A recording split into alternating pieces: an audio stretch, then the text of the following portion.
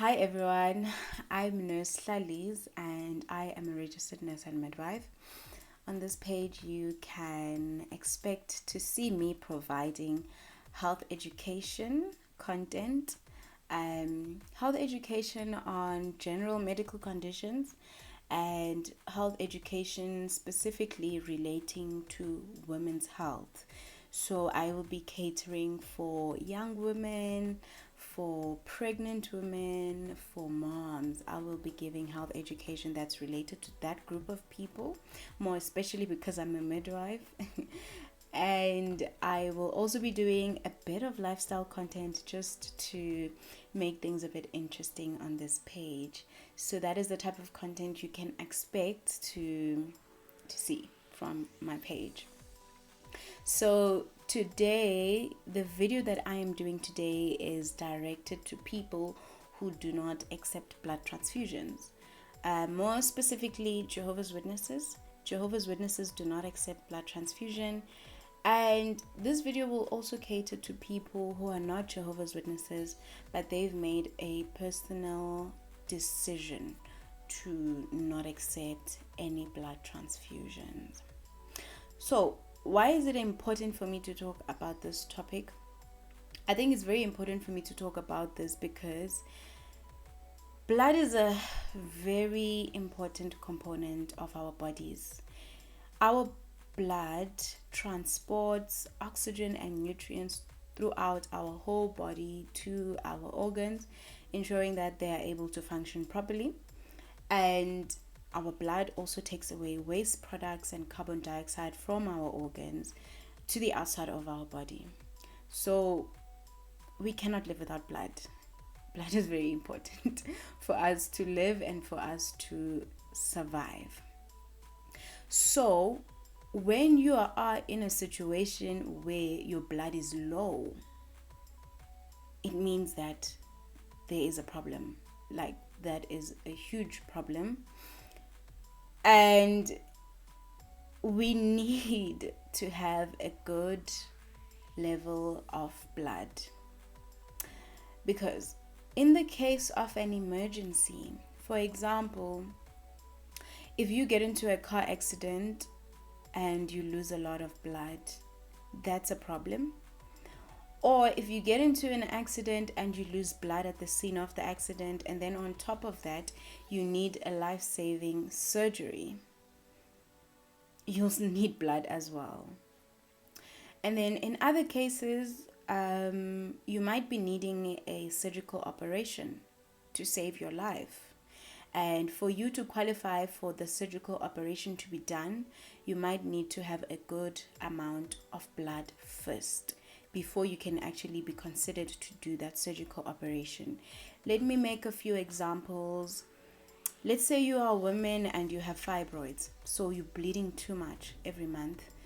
Those fibroids need to be removed. Or perhaps the fibroids are so terrible that you actually need to have your whole uterus removed. So in order for you to qualify for that surgery, you need to have a good amount of blood. Or let's say you are more elderly and you need a hip replacement surgery. You need to have enough blood to go into that surgery. What else? If you are pregnant and you are going to give birth via a cesarean section, you need a certain level of blood. And even if you're actually going to deliver naturally, you need to have good enough blood, because when you give birth, you're going to lose blood. So you don't want to find yourself in a situation where you already have low blood before you get to labor. And also when you're pregnant, you need to share your blood with your baby. So you need to have enough blood, basically. So it's very important that we have a good circulating amount of blood for these kind of things that I have just mentioned. Because if your blood is low and then you go through things that will take your blood even lower, then that's going to be a problem. So before you get to a situation where you actually lose blood and you might need a lot of blood for certain functions to be performed, then you need to ensure that we prepare for that kind of event. Okay, so that's why I'm actually doing this video. So now, what are the ways in which we can measure the blood that we have, right? So we can prepare ahead for emergencies and for surgical operations that you might need. So we measure your blood through something, by looking at something that is called your hemoglobin or your HB. So your HB is a protein in the red blood cells, and it's the protein that transports the oxygen and the carbon dioxide. So if you have a low HB, you have low red blood cells. So that gives us an idea of how much red blood cells you need, because the red blood cells are what's important to transport the oxygen and transport the carbon dioxide around. So when you have a low HB, you have a condition that's called anemia. And it depends on the level where your HB is at, and that level is different for men and women. So some sources, they say that your HB should be between, if you are a woman, your HB should be between 11.6 and 15, and if you are a man, your HB should be between 13.2 and 16.6.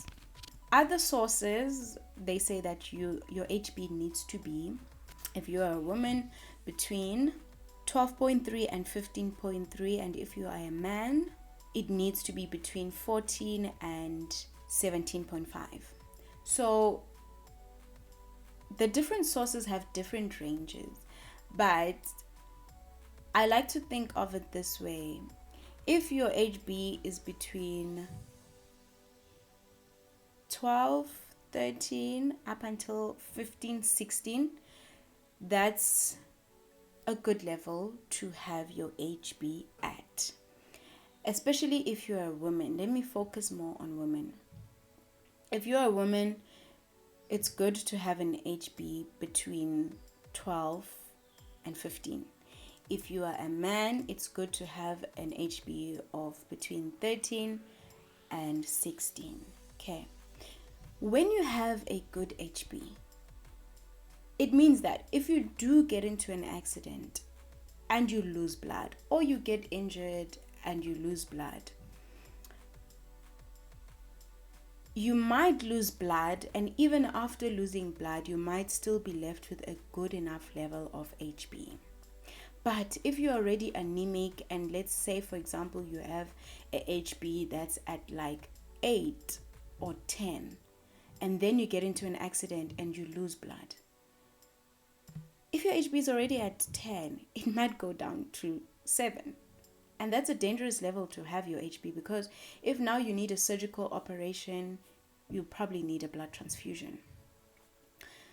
Or if you are already anemic and then you need surgery, let's say, for example, you get into an accident or you get an injury and you break a bone and you need to go for surgery to repair that fracture in your bone, and you have an HB of like 8, then that puts you at a dangerous situation, because for you to do that surgery, you will need blood.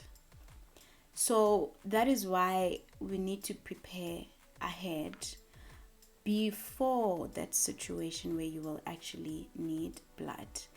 And the things that we can do now is to increase our blood in the ways that we can to prepare for that event of emergency. And actually, this comes from a Bible principle in the book of Proverbs 22 verse 3, where it says, "The shrewd one sees the danger and conceals himself, but the inexperienced one keeps right on going." So that's the principle that I want us to remember from this whole topic, that we need to prepare in advance for the situation where you might actually need blood, or that situation where you might lose blood. So in order for us to prepare, I'm going to have to first talk about the different types of anemia. Remember I said if you have a low HB, it means you have anemia. So what are the different types of anemia? We need to know the different types of anemia so that we can be able to work on the different things that causes the anemia in the first place, right? Obviously, some other things we cannot control. We can't control everything, but some of the things we can actually control. So let's talk about the different types of anemias. So when we talk about anemia, we can classify it into different types. So some anemias are because of nutritional deficiencies, meaning that you're not getting the right nutrients in your diet to prevent the anemia. So the types of anemia that you have under your nutritional anemias, it's iron deficiency anemia. It's when you have vitamin deficiencies for vitamin B12 and folate. And your megaloblastic anemia, which means that you have big red blood cells that do not function properly, and that's because of folate deficiency. So those are your nutritional anemias. Then you also have anemias that are inherited. For example, your sickle cell anemia, where the red blood cells are abnormally shaped. So normally red blood cells are round, but with your sickle cell anemia, the red blood cells are like even moon shaped, some of them, and they are just too big and they have this abnormal shape, which makes it difficult for them to actually go through your blood vessels. So now they can easily clot up together, and that can result in you actually like getting strokes because of the blood clot, and also certain areas of your body not getting enough blood. And then we also have other anemias where your red blood cells are just breaking down or they die before the time that they are supposed to die. So red blood cells, they have a life cycle, which is usually around 120 days. So if they die earlier than that time and the body is not producing new red blood cells as quickly as the red blood cells are dying, then you're going to have anemia. Also other conditions that are autoimmune, which attack the cells in your body, like your autoimmune conditions that attack the bone marrow. So the bone marrow is the one that is responsible for making new red blood cells. So there are certain medical conditions that attack those stem cells in the bone marrow that create like more red blood cells. So those are the different types of anemias that you can get. But the most important and most common anemia is the iron deficiency anemia, which is a great thing because it's easier for us to tackle iron deficiency by taking iron supplements or by changing your diet and ensuring that you are eating certain foods that have iron to ensure that you have enough iron to make the HB that is needed to increase your blood. And in a lot of the foods that actually have iron, those foods overlap with the foods that have folate and that have vitamin B12. So if you eat those foods that have iron, you're also attacking folate deficiency and vitamin B12, which causes the other type of the anemias. Okay. So those are the things that we can focus on now before there's a disaster, before there's an emergency situation, to ensure that at rest, when there's nothing happening, we already have a good level of HB in our blood and we have a good level of blood, so that when there's an emergency, you don't need to get a blood transfusion or you decrease your chances of needing a blood transfusion. So one of the things that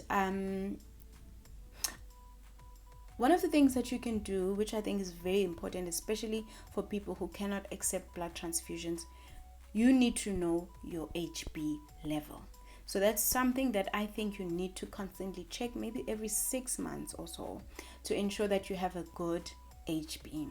So that if you do not have a good HB and your HB is low, you can take the steps that are necessary for you to increase it before an emergency. So, for example, if you do your HB and you realize that it is 10, you can start on supplements to increase your iron levels, to increase your vitamin B12, to increase your folate. Okay, you can take supplements, repeat your HB in a month, and then see if it has increased or not increased. And if it hasn't increased, probably your anemia or your low HB is not caused by vitamin deficiencies, and it's caused by other things that need to be investigated. Maybe you have medical conditions, maybe you have internal bleeding, maybe you are having heavy periods if you are a woman. Internal bleeding could be things like ulcers, or you have a medical condition that's autoimmune, that's attacking your bone marrow, and that could be what's causing your anemia. So at least if you've taken care of the vitamin deficiency anemias, then you can be able to see whether your anemia is caused by vitamin deficiencies or it's caused by other medical conditions that need to be investigated. So that's a start. Start by knowing your HB, and if your HB is low, take the supplements. But one thing that we can continuously do as people to ensure that we have a good HB is to work on our diet. Now, what are the things that are high in iron that we can eat on a daily basis so that our HB and our iron levels can be high and we can have enough red blood cells? So things like green leafy vegetables, things like nuts, dried fruits, fortified cereals that have iron, like your cereals, your iron rich fortified cereals, breads, your pastas, your organ meats like your kidney and your liver, and red meat, chicken, poultry, and fish. Those are the things that are rich in iron that you can include in your diet right now to ensure that you have a good enough iron level.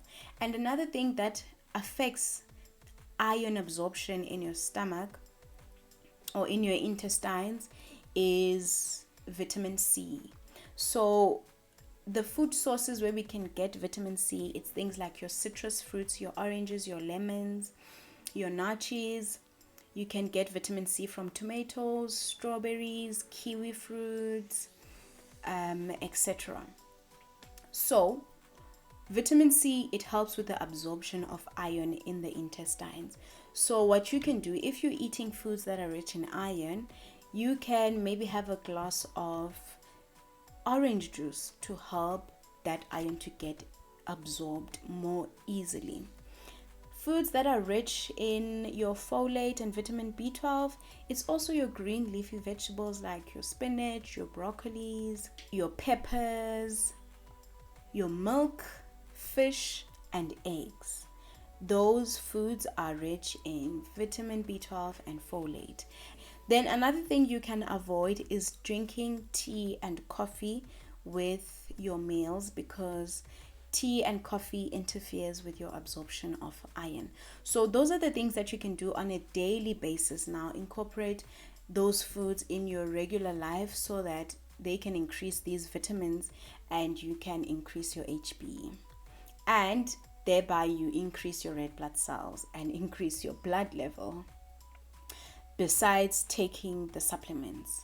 And then also, if you do have any medical conditions, you need to know whether those medical conditions can affect the amount of your red blood cells that you have. And those conditions need to be treated or kept controlled so that they don't affect the blood that you have. So, for example, if you have ulcers, stomach ulcers, you need to ensure that you are taking the medication that you need to take for those ulcers to prevent those ulcers getting worse and actually now starting to bleed and causing you to lose more blood internally. And if you're a woman and you have things like fibroids, ensure that those fibroids are removed so that you don't bleed a lot, and then you are in a situation now where you lose a lot of blood and you are anemic. And also, if you have any conditions like diabetes, you might be in a position where you can need surgery if you are diabetic, and you end up having a diabetic foot, you might need surgery. So work on your diet so that you don't have low blood, so that in the event you ever need to have a surgical operation, you have enough blood. And then also, if you're an elderly person and you can be at a need for things like a hip replacement, also ensure that your diet is good and you're taking supplements to avoid you not having enough blood in the event that maybe you need a surgical operation. So that's what I wanted to talk about, and I really hope that this video has helped someone, especially people who cannot take blood transfusions. We can prepare for the event where blood would be needed. So let's work on all of those things that we can actually do. And we cannot prevent everything and we cannot avoid everything, but the things that we actually can do, let's try and work on those things, so that we can be able to practice our beliefs and say no to blood when we are offered blood. But now we also need to make sure that we are in a good position and we've prepared our bodies for that event where we might need blood.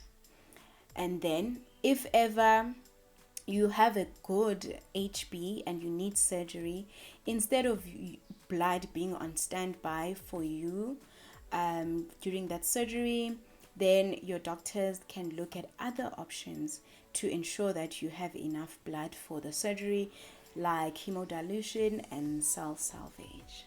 So I really hope you enjoyed this video and you learned something, and thank you so much for watching. Until next time, bye.